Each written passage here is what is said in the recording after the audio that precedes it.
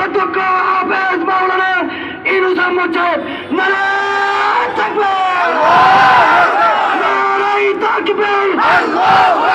আমরা সবাই রাসূলের সেনা, ভয় করি না বুলেট বোমা, দিয়েছি তো রক্ত, রক্তের বন্যায় ভেসে যাবে অন্যায়, নারায়ে তাকবীর।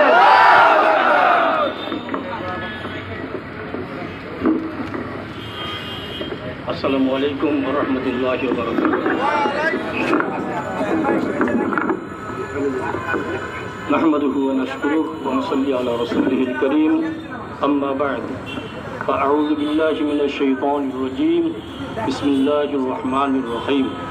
ওয়াজাহিদু ফিল্লাহি হাক্কা জিহাদিহি। সাদাকাল্লাহুল আযীম। ইসলামী আন্দোলন বাংলাদেশ চট্টগ্রাম মহানগর কর্তৃক আয়োজিত আজকের এই বিশাল বিক্ষোভ সমাবেশের মহতারাম সভাপতি, বিশেষ অতিথিবৃন্দ, মহানগর নেতৃবৃন্দ, প্রশাসনের দায়িত্বশীল ভাইয়েরা, সাংবাদিক বন্ধুরা সহ সর্বস্তরের ভাইয়েরা, আজকে মিডিয়ার কল্যাণে আপনারা জানেন দেশের কি অবস্থা। চুরি কি বন্ধ হয়েছে? ডাকাতি, ছিনতাই, দুর্নীতি, ধর্ষণ কিছুই বন্ধ হয়নি। মিটিং চলছে, মিছিল চলছে, আন্দোলন চলছে, সংগ্রাম চলছে, কিছুই কেন বন্ধ হচ্ছে না?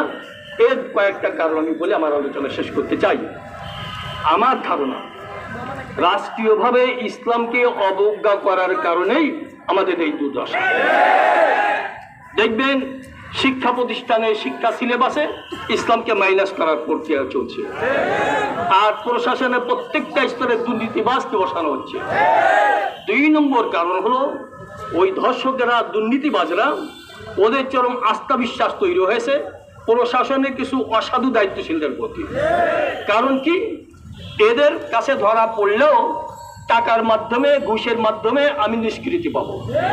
প্রশাসনের অসাধু কর্মকর্তার প্রতি আস্থা এবং বিশ্বাস থাকার কারণে তারা এখন বেপরোয়া হয়ে গেছে।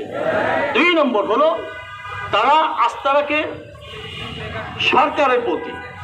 কারণ কি, তারা জানে আমরা যেভাবে রাত্রবেলায় ব্যালট পেপার দিয়ে বাক্স পরিপূর্ণ করেছি, আমরা যদি অনৈতিক কাজ করিও সরকার আমাদেরকে ছাড় দিয়ে চলবে। 3 নম্বর কারণ হলো দলীয় নেতাদের সুপারিশের প্রতি আস্থা তৈরি হয়েছে, যে আমি যত বড় সন্তান হই না কেন, ধর্ষণ করি, চুরি করি, ডাকাতি করি, দুর্নীতি করি, দলীয় নেতার ফোনের মাধ্যমে, সুপারিশের মাধ্যমে আমি নিষ্কৃতি পেয়ে যাব। এর পরিবর্তন যতদিন পর্যন্ত না হবে ততদিন পর্যন্ত চুরি বন্ধ হবে না, ডাকাতি বন্ধ হবে না, দুর্নীতি বন্ধ হবে না, ধর্ষণ বন্ধ হবে না। মাত্র কিছু সংখ্যক সাধু সৎ প্রশাসনের দায়িত্বশীলদের মাধ্যমে কিছু আমরা পজিটিভ খবর পাই।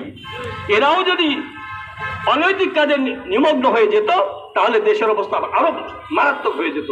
এই জন্য প্রশাসনের দায়িত্বশীল ভাইরা যারা রয়েছেন, খবরদার, আপনারা দেশের সঙ্গে, জাতির সঙ্গে, মানবতার সঙ্গে কখনো বিশ্বাসঘাতকতা করবেন না। অন্যায়কারীকে অবশ্যই শাসন করতে হবে, শাস্তির ব্যবস্থা করতে হবে। আপনারা যদি প্রশ্রয় দেন, এই দেশের মানুষ কাদের উপর আস্থা রাখবে? আর যতদিন পর্যন্ত দলীয় নেতা সৎ এবং খোদাভীরু না হবে ততদিন পর্যন্ত দেশের আদর্শিক কোনো পরিবর্তন আসবে না। এটা আমাদের সজাগ হতে হবে, সচেতন হবে। প্রত্যেকটা মানুষ ইসলামকে বুঝতে পারে, ইসলামের অনুশাসন মানতে পারে, আমাদের মানতে হবে, প্রশাসন মানতে হবে, সরকারকে প্রত্যক্ষভাবে এ সহায়তা করতে হবে, তাহলে দেশের পরিবর্তন আসতে পারে। আল্লাহ পাক যেন আমাদেরকে ইসলামী অনুশাসন মানা এবং দেশে ইসলামী হুকুমত কায়েমের জন্য সর্বাত্মক করে চেষ্টা করার তৌফিক দান করেন। সবাইকে ধন্যবাদ জানিয়ে আগামী দিনের সংগ্রামের দাওয়াত জানিয়ে আমার আলোচনা শেষ করছি। আসসালামু আলাইকুম ওয়া রাহমাতুল্লাহি ওয়া বারাকাতুহু।